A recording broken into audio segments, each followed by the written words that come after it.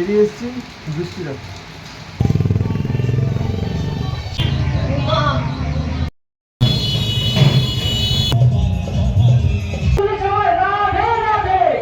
কে বলবে এটা প্যান্ডেল? বাস্তব। Show me how you work it. Sweat, sweat. Welcome back once again in Baundule. হ্যাঁ, অনেক দিন পর ভালো জিনিস আস্তে আস্তেই আসে, সবসময় ঘন ঘন আসে না, তাই না? যাই হোক, কৃষ্ণনগরে আছি, দুর্গাপুজো শেষ, কালী পুজো শেষ, তো এবার কি আসতে পারে? জগদ্ধাত্রী। কৃষ্ণনগর মানেই জগদ্ধাত্রী, আর জগদ্ধাত্রী মানে তো তোমাদের জন্য আমি আসি ভিডিও নিয়ে, লাস্ট বিগত কিছু বছর ধরেই আসছি, কিন্তু দুঃখের বিষয় বৃষ্টি, এটাই একটা বাজে ব্যাপার। যাই হোক,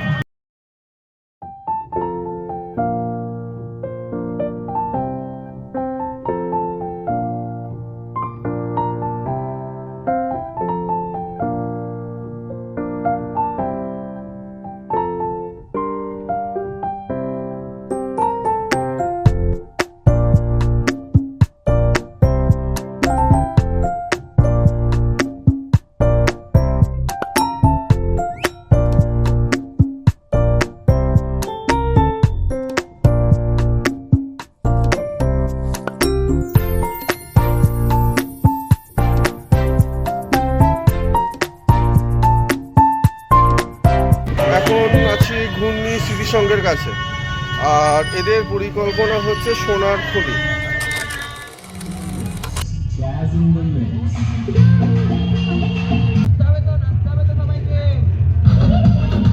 বৃষ্টি পড়ছে বলে মূর্তিগুলোকে পুরো প্লাস্টিক দিয়ে ঢেকে রেখেছে, কিছু করার নেই কিছু।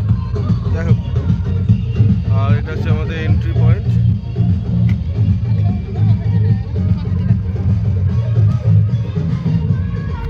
এত বাজে লাগছে, কারণ হচ্ছে বৃষ্টিটা এই দুটো দিনই যেন পড়ছে, পুরো বাজে অবস্থা।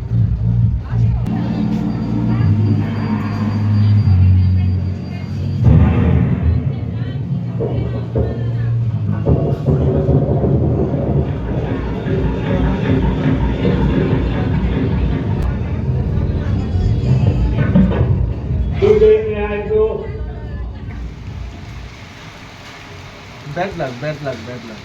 রাত এখন 1:05, বেরিয়েছি ঠাকুর দেখতে ঘূর্ণির কাছে। তোমার একটু আগে যেটা বললাম, স্মৃতিসংঘটা আমরা দেখলাম, বেরিয়ে এসেছি বৃষ্টিটা কন্টিনিউ ধরেই যাচ্ছে, বেড়েই চলেছে, বলার কিছু নেই।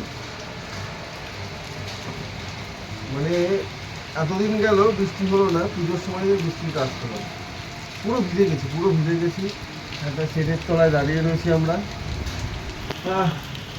জানি না বৃষ্টি থামবে কিনা, কিন্তু হ্যাঁ, কমার অপেক্ষা করছি। যদি কমে তাহলে আমরা যতটা পারবো এগোবো আর কি, কারণ এইভাবে কতটাই পাবো।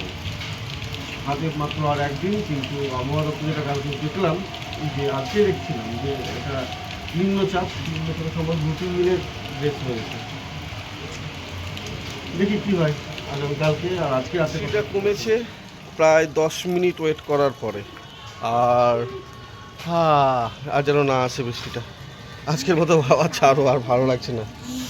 তো এবার আমরা যাব তুফান সংঘের দিকে। তুফান সংঘ যাওয়ার পথে আগে এখানে ঘূর্ণি আদি ঘরামিপাড়া পড়লো, আর এদের থিম হচ্ছে উত্তরবঙ্গের ভয়াবহ বিপর্যয়। আর ঢুকলাম মণ্ডপে, এই হচ্ছে মণ্ডপ। ওখানে আবার একটা নেভির হেলিকপ্টারও বানিয়েছে এরা, ভালো। এই যে ব্রিজটা ভেঙে পড়েছিল, তিস্তা ব্রিজ সম্ভবত আমি ঠিক শিওর নয়, সেইটা এখানে তুলে ধরেছে।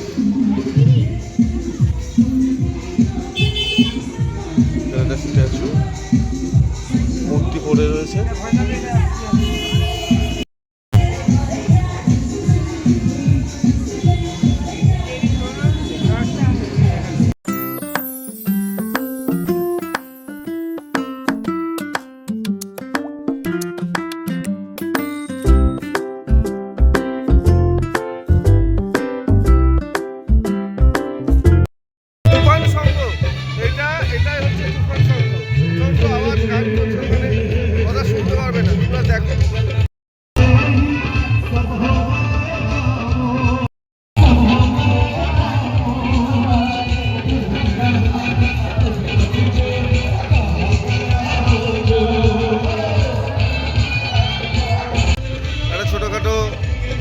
বসেছে দেখতে পাচ্ছ, যেখানে ফুচকা অন্যান্য আরো কিছু খাবার দাবার। এটাদের থিমটা সম্ভবত উন্নয়ন সংঘ সেফ গার্ড।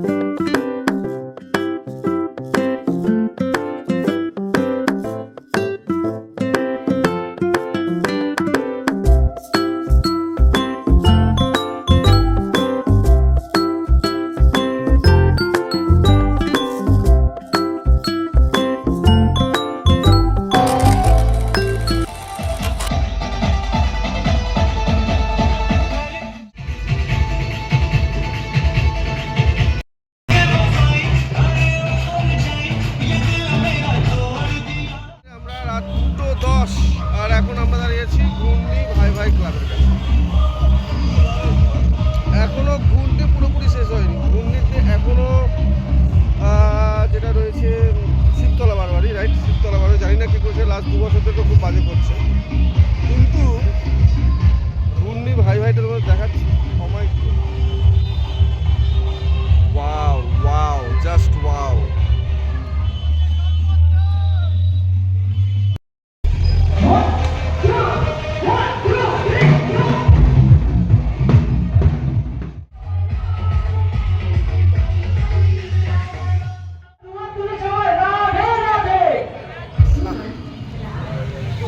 ক্লান্ত হয়ে গেছি একদম। ঘড়িতে এখন বাজছে রাত 3:10, 3:10-এর কাছাকাছি। এখন আমরা কোথায়? Club rainbow. রাত 3:10, ক্লাব রেনবো। তো বৃষ্টি এখন নেই, বেশ কিছুক্ষণ আকাশ পরিষ্কার।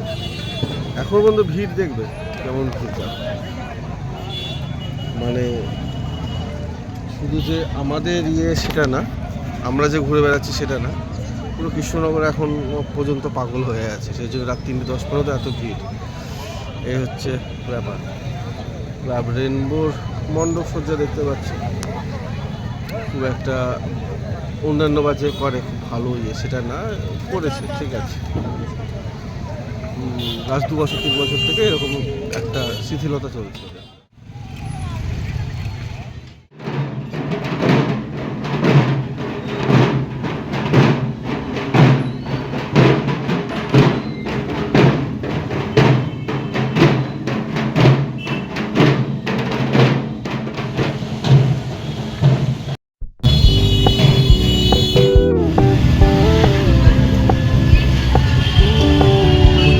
Keep it low key, keep it softly spoken, with no strings tying you. Rainbow থেকে খুব কষ্টে বেরোলাম, কারণ প্রচণ্ড ভিড়, রাস্তা পুরো জ্যাম। পরে যুদ্ধ করার পরে রাত 4:30, রাত না এখন ভোর 4:30 বলা যায়। আর এখন আমরা আমিনবাজার বারবার।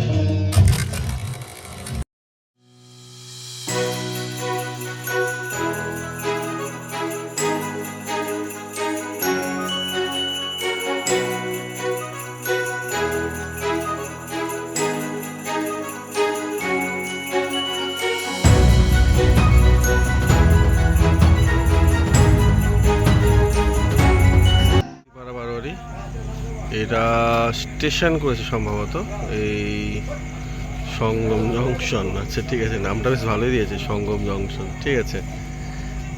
ট্রেন ওপরে, নিচে একটা পার্ক, সঙ্গম পার্ক।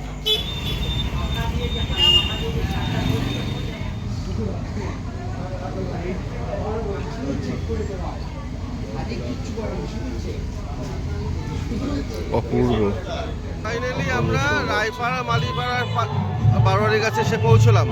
কেন ফাইনালি বলছি, এই রায়পাড়া মালবাড়ি গ্যালারি দেখার জন্য আমরা যখন শুরু করেছিলাম, স্টার্ট করেছিলাম আজকে বেরোনো, তো এইটা দিয়ে শুরু করবো ভেবেছিলাম, কিন্তু এতটা লাইন ছিল সেই সময় ঢুকতে পারিনি। তো এখন ঢুকলাম, এখন বাচ্চা ভোর 4টের মতো। আর দেখো কি সুন্দর বানিয়েছে, অপরূপ অপরূপ, দারুণ দারুণ, কোনো কথা হবে না।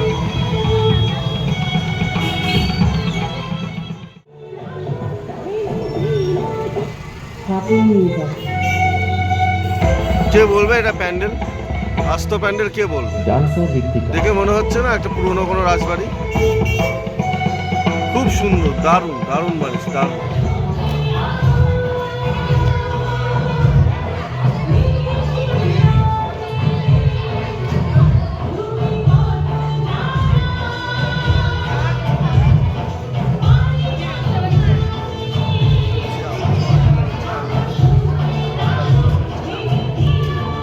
তো এবার বাড়ি যাওয়ার পালা আমার। এখন ঘড়িতে বাজছে প্রায় 4:25। তো বাড়ির পথে এগোবো। আজকে ঘূর্ণির দিকটা আমরা কমপ্লিট করলাম। হ্যাঁ, কৃষ্ণনগরের মধ্যে আমরা রায়পাড়া, মালিপাড়া, আমিনবাজারটা দেখে নিয়েছি, আর রেনবোটা কালীনগর। আরেকটা কথা না বললেই না, তোমাদের অনেকের মনে প্রশ্ন থাকবে কৃষ্ণনগরের মূর্তিগুলো অনেকটা একই রকম কেন, মুখের ধাঁচগুলো দেবী মূর্তি। হ্যাঁ, আমাদের কৃষ্ণনগর জগৎ থেকে সব দেবী মূর্তিই হয়, এটাই আমাদের ঐতিহ্য। প্রায় কিছু কিছু ঠাকুর প্রায় রয়েছে প্রায় 250-300 বছরের পুরনো, সে ঐতিহ্য মানেই চলে। হ্যাঁ, কৃষ্ণনগরে বড় লাইটিং নেই, বড় মণ্ডপ সজ্জা খুব বিশাল বড় নেই, কিন্তু এই ঐতিহ্য, এই ভালোবাসা, এটার টানেই কিন্তু কৃষ্ণনগরের মানুষ সারা বছর বসে থাকে। এটা বলার অপেক্ষা রাখে না নিশ্চয়। আর যারা কৃষ্ণনগরে থাকো তারা তো জানোই, যেগুলো বলার কিছু নেই। সব কিছু আসলে টাকা দিয়ে কেনা যায় না। টাকা দিয়ে তুমি লাইট করতে পারবে, বড় বড় প্যান্ডেল করতে পারবে, কিন্তু আবেগ, এই টান, এটা আনতে পারবে না। যাই হোক, কালকে দেখা হচ্ছে, কালকে আরেক দিকে। তো আজকে যেন টাটা, পরের ব্লগে দেখা হচ্ছে।